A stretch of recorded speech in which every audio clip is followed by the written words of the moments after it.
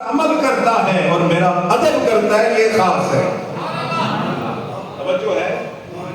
اور اگر کوئی شخص جتنا مرضی پڑھا ہو، بڑی بڑی کتابیں لکھ ڈالی، ہر سال تبلیغ پہ جائے، بڑے بڑے دعوے کرے، مطالعہ کرتا رہے، بڑے مدرسے قائم کر دے، لیکن اسے یہی سمجھنا ہے کہ حضور کو دیوار سے پیچھے کا علم ہے یا نہیں ہے، اور ایک شخص کھڑی میں بیٹھا ہو، غور کیجئے گا، ایک شخص بیٹھا کھڑی میں ہو، بڑے ملکوں میں نہ گیا، بڑے مدرسے اس نے نہ بنائے ہو، لیکن قلم اٹھائے تو لکھے زیرہ زبرہ شدہ مدہ سب شان اوڈی وچ آئیاں، عامہ لوکاں خبر نہ پائی، خاصا رمضان پائی۔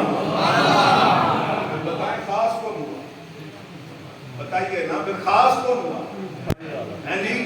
وہ جو اس خاص کو سمجھ گیا ہے، جس کی بصیرت کو پتہ چل گیا ہے کہ رحمت للعالمین کا مقام و مرتبہ کیا۔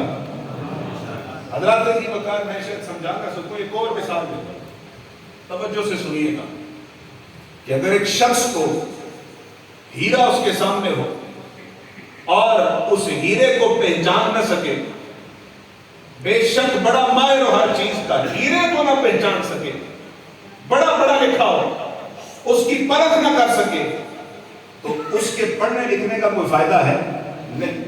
لیکن اگر ایک عام شخص ہیرے کی پرکھ کر جائے تو خاص کون ہوا؟ پڑھا لکھا یا پرکھ کرنے والا؟ پرکھ کرنے والا۔ تو پتہ یہ چلا کہ جو کسی شے کی حقیقت کو سمجھ جائے وہ خاص ہے، اور جس کو کسی چیز کا پتہ نہ چل سکے، چاشنی نہ مل سکے، حقیقت سے آشنا نہ ہو سکے، بے شک وہ بہت بڑے منصب و عہدے پہ کیوں نہ ہو، عام ہے۔ اور اگر کوئی کسی گدڑی میں بیٹھا ہو، حقیقت کو سمجھ جائے، خاص ہو جاتا ہے۔ ایک شخص تھا نا، تو وہ جس گھر میں پرورش پائی، آنکھ کھولی تو غربت تھی، اب اس کے ماں باپ، اس کے اہل و عیال اکثر غریبی میں رہ کر خواب دیکھتے تھے امیری، تو ان کے ذہن میں جو آئیڈیل شخص تھا، سمجھ رہے ہیں میری بات، وہ کوئی امیر شخص تھا جس کے پاس دولت ہو، جس کے پاس پیسہ ہو، تو گھر میں یہی باتیں سنتا تھا کہ فلاں کے پاس بڑا پیسہ ہے، بڑا کامیاب، فلاں کے پاس بڑا پیسہ ہے، بڑا کامیاب ہے۔ تو اس کو ذہن میں یہ بیٹھ گیا کہ کامیابی کا زینہ پیسہ ہے، دولت ہے، دولت آ گئی میں کامیاب ہو جاؤں گا، میں کامران کہلاؤں گا، لہذا بڑا ہوا یہی سوچ لے کر نکلا باہر۔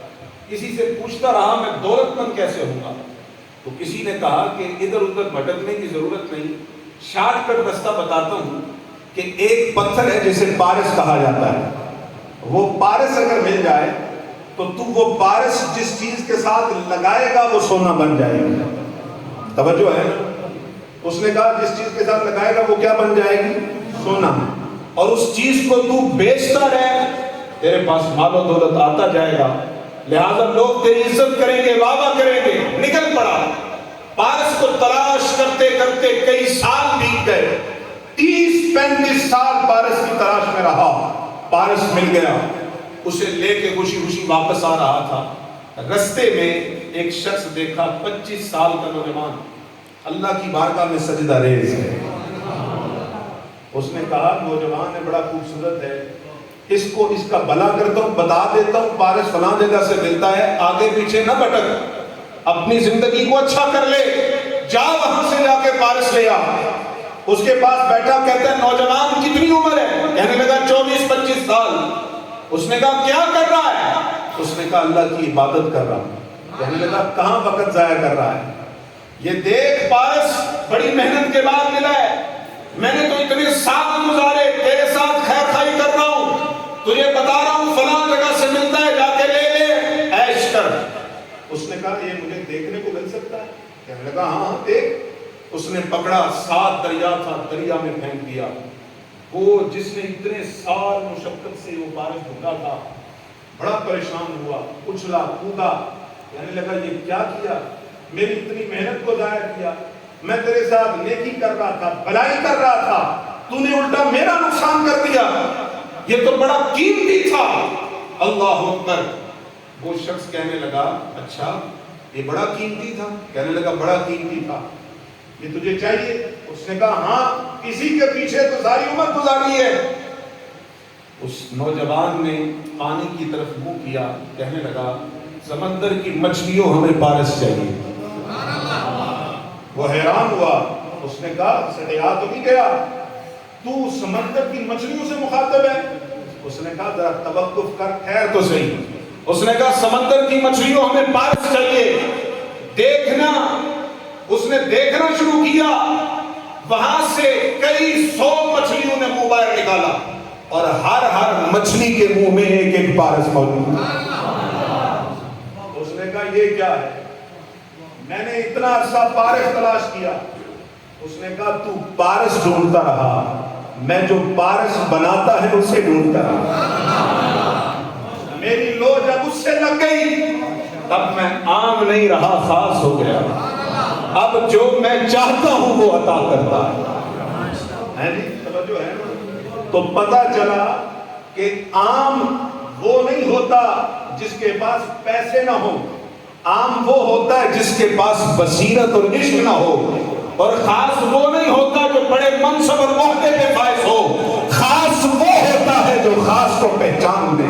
اللہ, نعرہ تکبیر, نعرہ رسالت, نعرہ حیدری, علماء اہل سنت, تاجدار ختم نبوت.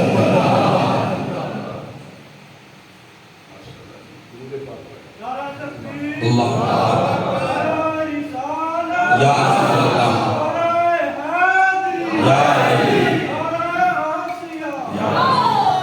تو پتہ چلا خاص وہ نہیں ہوتا جس کا منصب عہدہ ہو, خاص وہ ہوتا ہے جو خاص کو پہچان لے. خاص وہ ہوتا ہے جس کے دل میں عشق ہو, خاص وہ ہوتا ہے جسے بصیرت نصیب ہو. حضرات ذی وقار عرب کے بڑے بڑے شہنشاہ تھے, بڑے بڑے تاجور موجود تھے, بڑے بڑے شاہ سوار موجود تھے, لیکن حضور نے خاص کرم کے اویس کو کہا ہے, حضور نے خاص حبشہ کے بلال کو بنایا ہے. کیوں؟ اس لیے کہ ان کے دل حضور کو جان چکے تھے, ان کے دل حضور کو پہچان چکے تھے. آپ کو مبارک ہو, آپ یہاں کسی سیاسی جلسے میں نہیں آئے, آپ یہاں کسی دنیا دار کی واہ واہ کرنے نہیں آئے, آپ یہاں پر اللہ اور اس کے رسول کا ذکر کرنے آئے. آپ یہاں کیوں اکٹھے ہوئے؟ آپ میری بات کیوں سن رہے ہیں؟ میرا اور آپ کا رشتہ کیا ہے؟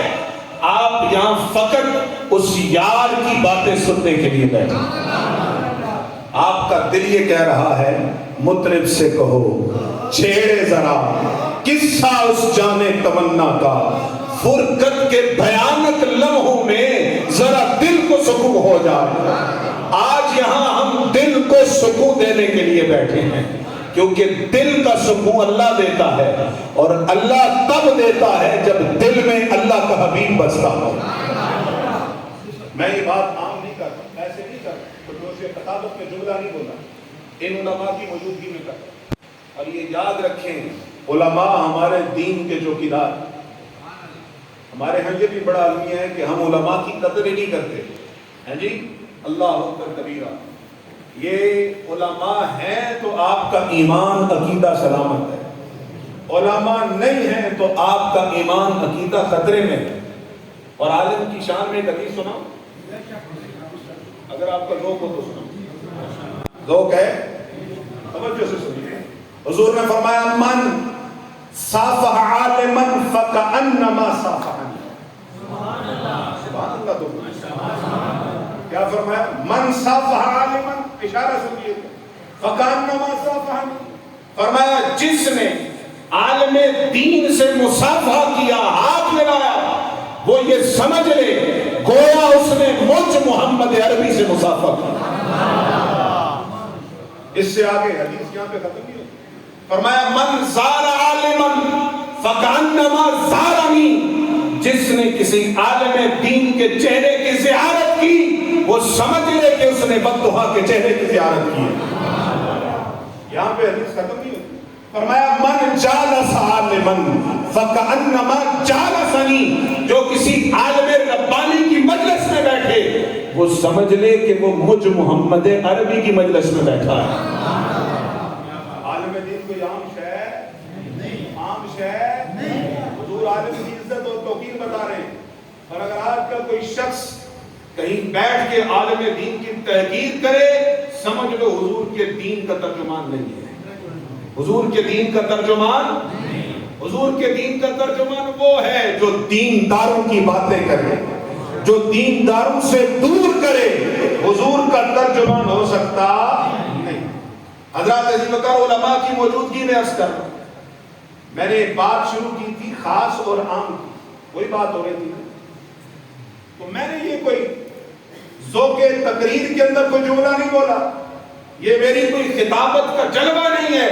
اللہ کا قرآن, قرآن کریم میں اللہ رب العزت ارشاد فرماتے ہیں انسانوں تمہاری معرفت کی معراج میری محبت ہے, تمہاری کوشش کی معراج میری رضا ہے, تمہاری کوشش کی معراج میرا راضی ہونا ہے, میری ذات کی رضا ہے, میری خوشنودی ہے. آؤ میں بتاؤں کہ تمہیں میری خوشنودی اور رضا کہاں سے ملے گی. توجہ ہے, فرمایا آؤ میں بتاؤں کہاں سے ملے گی. مالی ادا کہاں سے؟ فرمایا قل, اے حبیب میں نہیں بتاتا, تو ہی بتا دے. قل, تو ہی بتا دے. کیوں؟ تاکہ ان کو پتہ چل جائے اعلان اللہ کا بازبان مصطفیٰ. جو ہے اعلان کس کا ہے؟ بولیے کس کا ہے؟ بازبان مصطفیٰ کا ہے, تاکہ سننے والوں کو یہ شک نہ رہے کہ یہ زبان کا کہنا اور اللہ کا کہنا اور ہے. ان کو پتہ چل جائے زبان کا کہنا وہی ہے جو اللہ کی طرف سے نازل ہوا ہے. یہ زبان خود سے کچھ بولتی. قرآن کہتے ہیں وَمَا يَنطِقُ بِالْهَوَىٰ إِنْ هُوَ إِلَّا وَحْيٌ يُوحَىٰ. میرا حبیب اپنی مرضی سے نہیں کلام کرتا, یہ بولتا تب ہے جب اس کے رب کی مرضی ہوتی ہے. فرمایا قل, حبیب فرما دے, ان کنتم تحبون اللہ, اگر یہ چاہتے ہیں کہ اللہ ان کی محبت کو قبول کرے. علماء کی موجودگی, مضارع کا صیغہ, جمع مذکر مخاطب. فرمایا ان کنتم تحبون اللہ, اور اس سے پہلے کنتم, اگر مضارع سے پہلے کانا یکون آ جائے ماضی استمراری کا فائدہ دیتا ہے. اگر اس سے پہلے ان آ جائے تو ماضی استمرار کے ساتھ ساتھ حال کا اور استقبال کا بھی فائدہ دیتا ہے. فرمایا ماضی میں جو عبادتیں کی تھی وہ, حال میں جو عبادتیں کر رہے ہیں وہ, یا مستقبل میں جس عبادت کا ارادہ رکھتے ہیں وہ بھی چاہتے یہ ہیں کہ میں ان کی عبادت کو, محبت کو, سجدوں کو, رکوع کو, قیام کو, تسبیحات کو, تحلیلات کو قبول کروں. یہ ان کی خواہش ہے نا, میں شاید سمجھا نہیں سکتا. یہی خواہش ہے نا. حاجی صاحب 5 وقت نماز مسجد میں پڑھتے, ان سے پوچھیں کہ کیوں مسجد میں آتے ہیں, اللہ اکبر کیوں کرتے ہیں, سبحان ربی الاعلیٰ کیوں کہتے ہیں, سبحان ربی العظیم کیوں کہتے ہیں, تو وہ کیا جواب دیں گے؟ کہیں گے کہ اس لیے کہ اللہ راضی ہو جائے. یہی کہتے ہیں نا کہ کس کے لیے کرتے ہیں؟ بولیے کس کے لیے, بولیے کس کے لیے؟ اللہ راضی ہو جائے. یہی ہمارا مقصد ہے. ایک بندے نے آج 9 لاکھ روپے لگایا, حج پہ گیا, مناسک کے حج ادا کیے. اس سے بندہ پوچھے پیسہ اتنا لگا دیا ہے, وہاں کیا کرنے گیا ہے؟ کہے گا اللہ راضی کرے. کیا کہے گا؟ یہی کہے گا نا. حضرت صاحب تبلیغ کے لیے نکلے, 6 مہینے اللہ کے دین کی تبلیغ کی. بندہ پوچھے حضرت 6 ماہ تک کیا کرتے رہے, کس لیے کرتے رہے؟ کہنے لگے اس لیے کہ کون راضی ہو جائے؟ اللہ راضی ہو جائے. اللہ فرماتا ہے تمہاری خواہش یہی تھی کہ اللہ راضی ہو جائے. سجدے اس لیے کیے کہ اللہ راضی ہو, قیام اس لیے کیے کہ اللہ راضی ہو, مستقبل میں عمرے حج کا ارادہ ہے اس لیے کہ اللہ راضی ہو.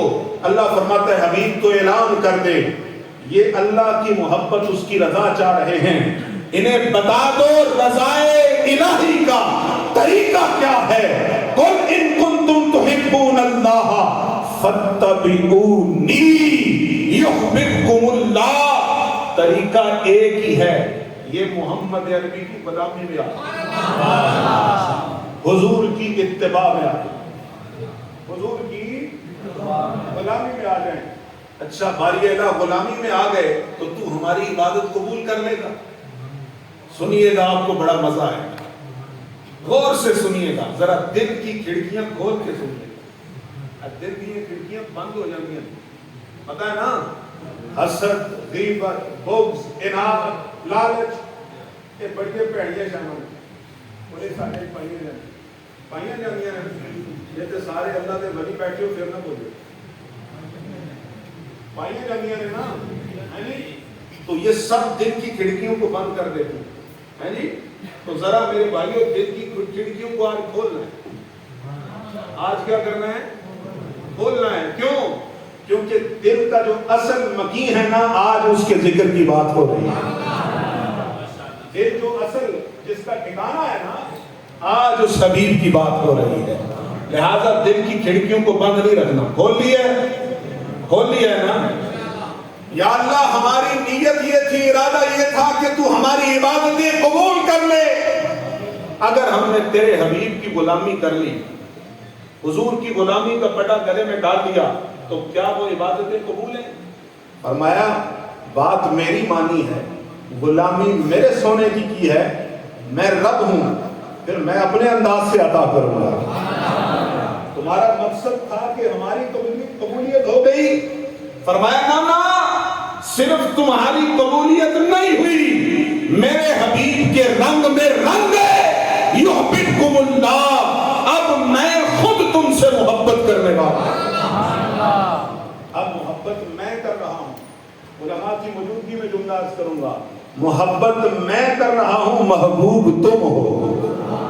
محبت میں کر رہا ہوں، محبوب، جب تم نے میرے محبوب کو دل میں بسایا تو پھر اب تم عام نہیں رہے، خاص ہو چکے ہو۔ عام نہیں رہے، خاص ہو چکے ہو، لہذا اب تمہاری محبت تو قبول ہے ہی، لیکن اب میں تم سے محبت کر رہا ہوں اور تم اللہ کے محبوب بن چکے ہو۔ پتہ چلا یہ محبت عام محبت نہیں ہے، یہ محبت وہ محبت ہے جو اللہ کا محبوب بنا دیتی ہے۔ جو کس کا محبوب بنا دیتی ہے؟ اللہ کا۔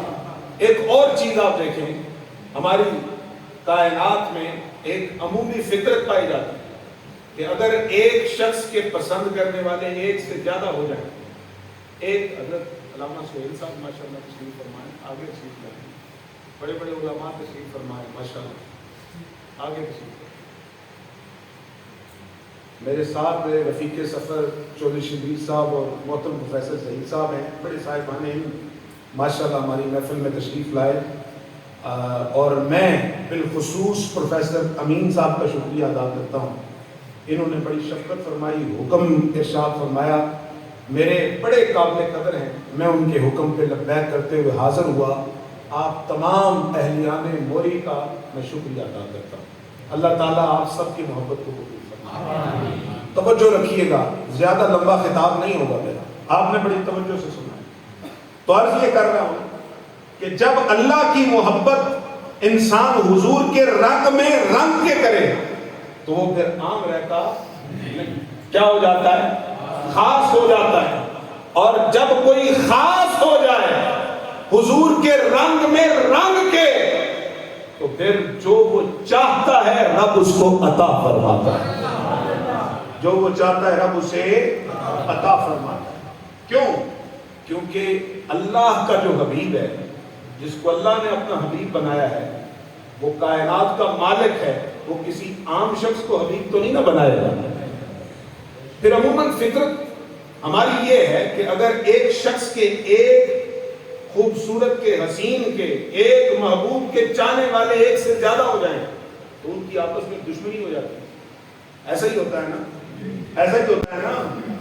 مثال کے طور پہ ایک سیاسی لیڈر کے نعرے لگانے والے ایک سے زیادہ ہوں تو ایک زیادہ قریب ہو، دوسرا ذرا دور ہو، تو ہر کوئی کوشش کرتا ہے کہ اس کی غیبت کرو، اس کو دور کرو، بہت قریب ہو۔ ایسا ہی ہوتا ہے نا، ایسا ہی ہوتا ہے نا۔ دنیاوی محبوب کے چاہنے والے ایک سے زیادہ ہو جائیں، آپس میں دشمن بن جاتے ہیں، لیکن قربان جائیں حضور کی ذات پہ۔ حضور کی ذات ایسی ذات ہے، آقا کریم کا عشق ایسا عشق ہے حضور کی محبت ایسی محبت ہے، اس میں ایسی کشش اور برکت ہے کہ جو حضور سے محبت کرنے لگ جائیں، حضور کے محب بن جائیں، افریقہ کے رہنے والے ہوں، یورپ کے رہنے والے ہوں، موری کے رہنے والے ہوں، پنجاب کے رہنے والے ہوں، سندھ کے رہنے والے ہوں، نام حضور کا لیں، عاشق حضور کے ہوں، جہاں کہیں بستے ہوں، وہ ایک دوسرے کے حبیب بن جاتے ہیں۔ ایک دوسرے کے کیا بن جاتے ہیں؟ حبیب بن جاتے ہیں۔ ابھی میرے عزیز نعرہ لگا رہے تھے، تاجدار ختم نبوت، لگائیں ذرا، تاجدار ختم نبوت، تاجدار ختم نبوت، زندہ باد زندہ باد۔ اب یہ نعرہ ہمیں لاہور کے ایک درویش حق نے دیا یا نہیں دیا؟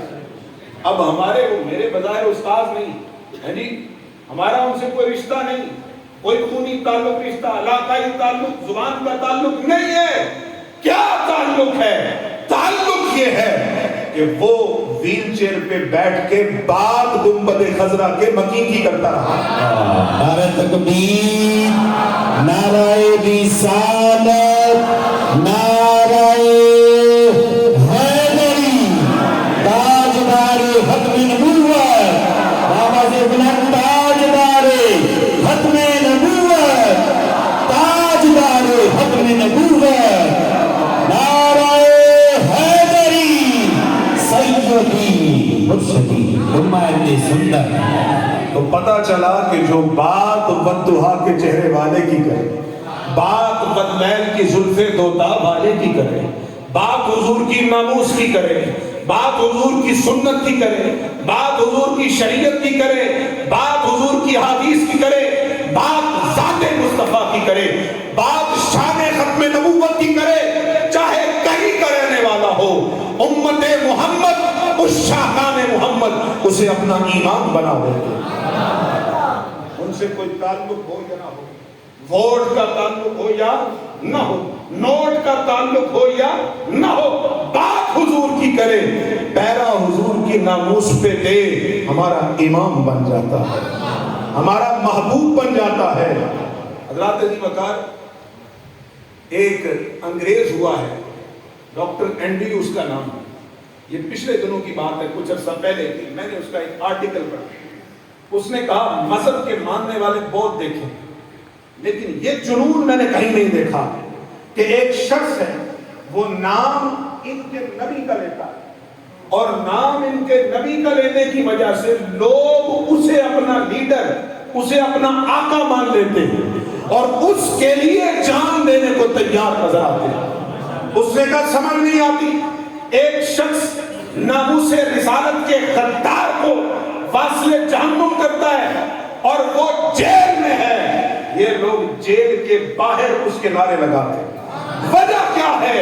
وہ کہتے ہیں وجہ یہ ہے کہ وہ گنبد خضرا کے مکین نے انہیں آپس میں بھائی بھائی بنا لیا، انہیں آپس میں جوڑ دیا ہے۔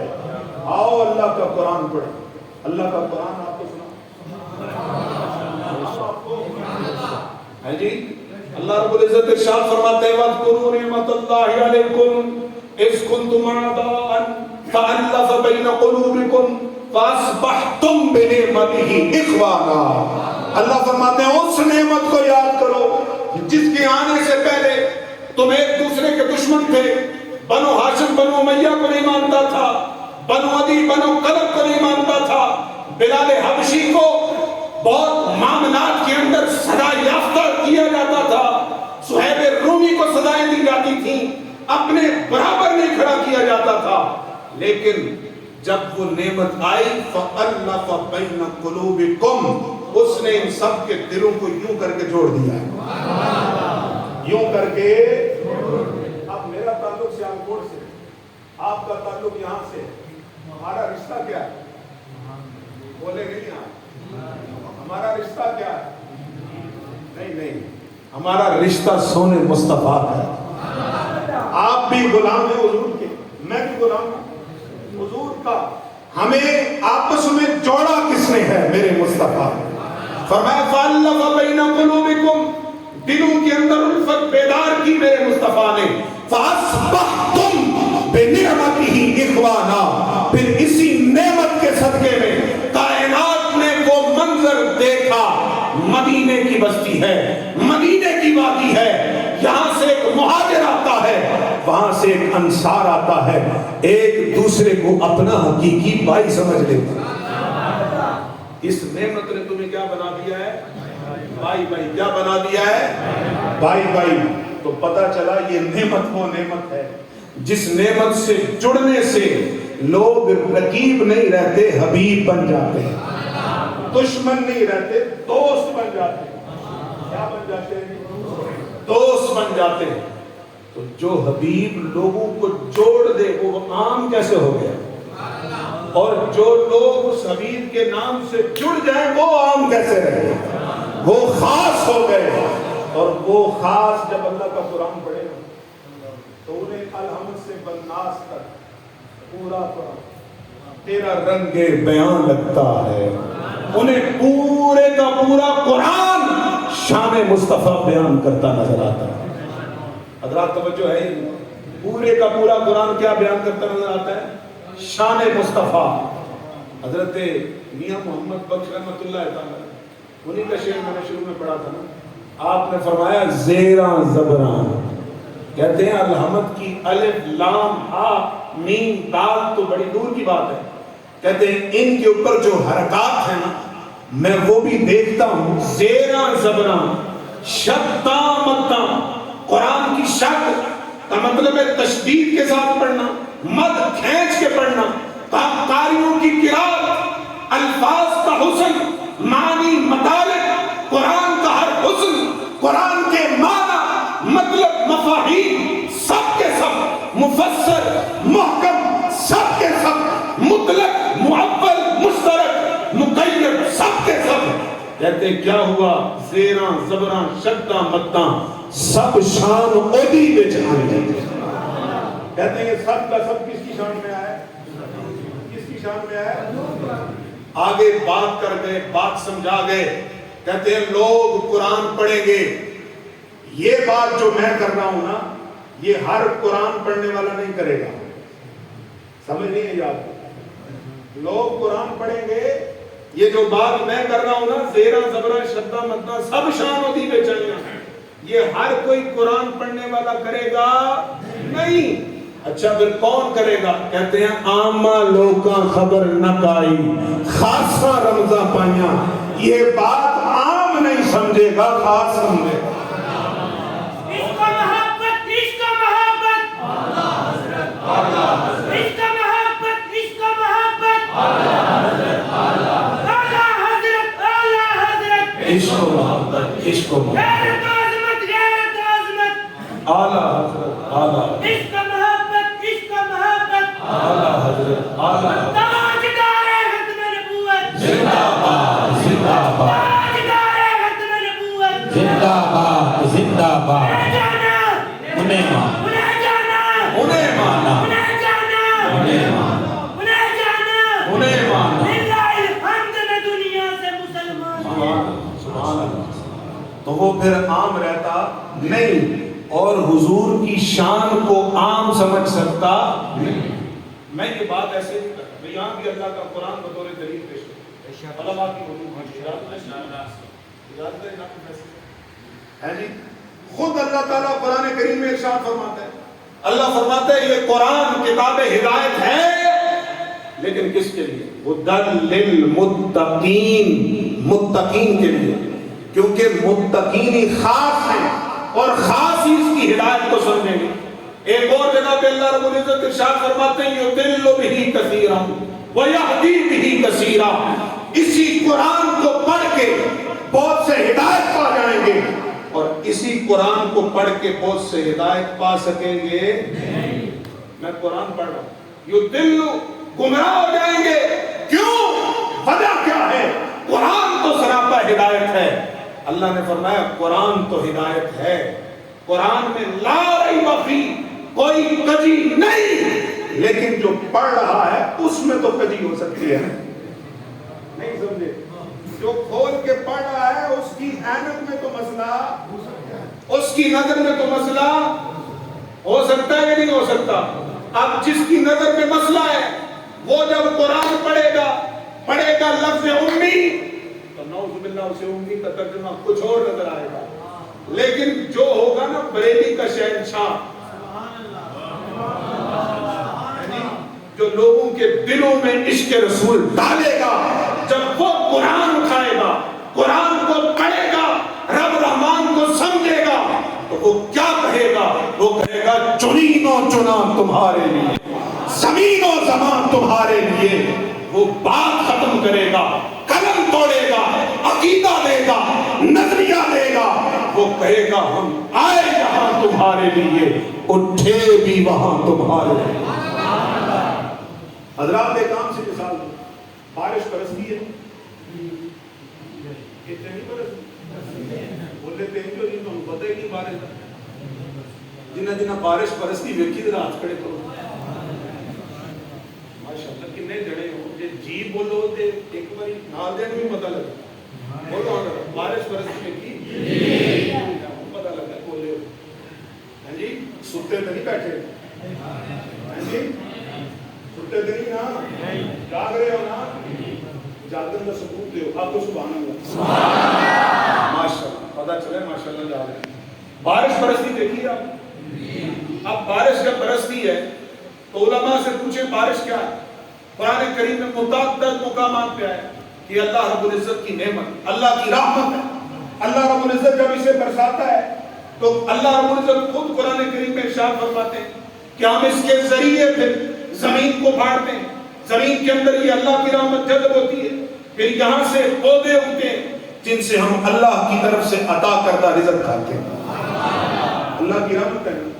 اب علماء کی موجودگی میں پوچھیں کہ اگر وہی اللہ کی رحمت کسی پاک جگہ پہ پڑے اور بارشے سے اس کا پانی گرے اور وہ پانی کپڑے کو لگ جائے، کپڑا پاک ہے یا نہ پاک؟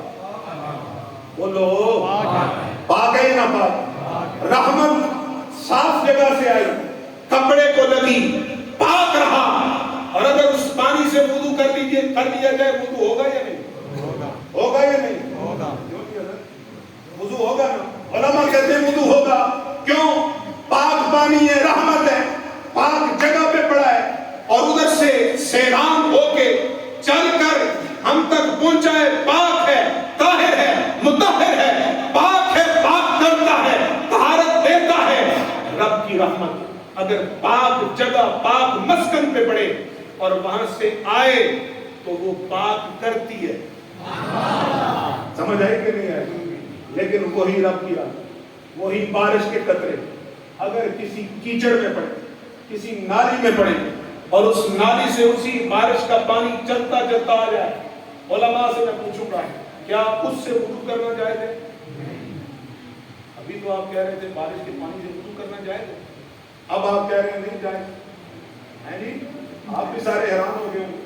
بھائی پڑی اللہ کی رحمت ہے جی، وہاں بھی پڑی اللہ کی، یہاں بھی پڑی اللہ کی رحمت ہے، اوتھے بھی اللہ دی رحمت پئی، ایتھے بھی اللہ دی رحمت پئی ہے، لیکن علماء کہندے نے او رحمت جڑی پاک جگہ تے پئی ہے، آئی ہے، او تواڈو اگر ملی ہے وہ پاک ہے، او دے نال وضو کر سکتے ہو، لیکن اگر کوئی رحمت کسی نالی وچ ڈگی ہے، نہ پاک جگہ میں گری ہے، وہاں سے تمہارے پاس پہنچی ہے، اب وہ رحمت بے شک ہے، لیکن ناپاک جگہ کرنے کی وجہ سے وہ طہارت دے سکتی نہیں۔ سمجھ گئے نا بات کو؟ اسی طرح رب کا قرآن رحمت ہے، اللہ کا قرآن عظمت ہے، ہدایت ہے، لیکن اگر یہ پاک سینے سے ہو کے آئے نا، کس سینے سے؟ پاک سینے سے ہو کے آئے، پاک ذہن سے ہو کے آئے اور پاک زبان سے نکلے، یہ ہدایت ہے، لیکن اگر یہ ناپاک ذہن میں آئے، غلاظت والے دل میں آئے، خباثت والے دل میں آئے، جس دل میں بغض رسول ہو، جو حضور کے نقائص تلاش کرتا رہے، اس دل سے آئے اور اس زبان سے آئے، اللہ کا قرآن بے شک ہے لیکن پاک مسکن نہیں، اس لیے زبان سے نکلنے کے باوجود ہدایت دے گا۔ قدر نبی دا ایک ہی جانا गुनाहगार कभी नहीं कदर नबी दा जानने वाले सौ के विच कभी नहीं कदर नबी दा जानने वाले सौ के विच कभी नहीं ताजदारे खत्म नबूवत जिंदाबाद जिंदाबाद ताजदारे खत्म नबूवत जिंदाबाद जिंदाबाद लब्बैक लब्बैक या रसूल अल्लाह लब्बैक लब्बैक लब्बैक या रसूल अल्लाह लब्बैक लब्बैक लब्बैक या रसूल लब्बैक लब्बैक या रसूल अल्लाह। हज़रत अज़ी वक़ार इसीलिए जो पाक तीनत लोग हैं ना वो बाअदब हैं। क्या होते हैं? पाक दिल अदब वाला होता है। ये सीधी सी मिसाल है। नापाक दिल कीड़े निकालने वाला। समझ आई कि नहीं आई? जेड़ा कलुआ कटे वो पाक हो सकता, कीड़े कटे पाक हो सकता नहीं। पाक वो है कुरान करीम सूरह बकरा। मैंने कहा ना हर चीज की दलील कुरान से लो। कुरान करीम में अल्लाह ताला ने पहला पाक लोगों का जो वस्फ बयान किया, फरमाया अल्लज़ीना युमिनूना बिल गैब। सुने नहीं तुसी को गौर नहीं किया? शेर सुनने किते हो हैं जी? शेर सुनने किते हो? शेर ना कोई ना सुनो। अल्लाह का कुरान सुना रहे हैं। क्या आख्या? अल्लज़ीना युमिनूना बिल गैब। पहले आवाज में फरमाया ज़ालिकल किताब ला रैब फीह हुदल लिल मुत्तकीन।